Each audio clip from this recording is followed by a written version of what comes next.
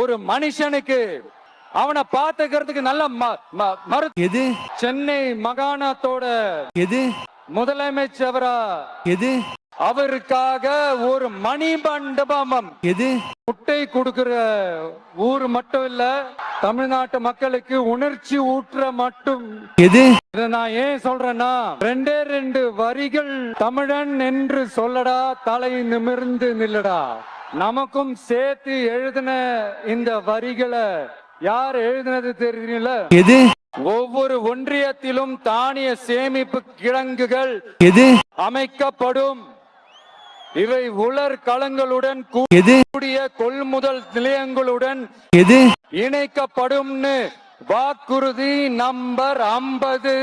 எது தேவையான தீர்வுகளை யோசிச்சு உறுதியா எங்க தேர்தல் அறிக்கையில சொல்வோம். சாரி, எது மனசாட்சி உள்ள மக்களாட்சி.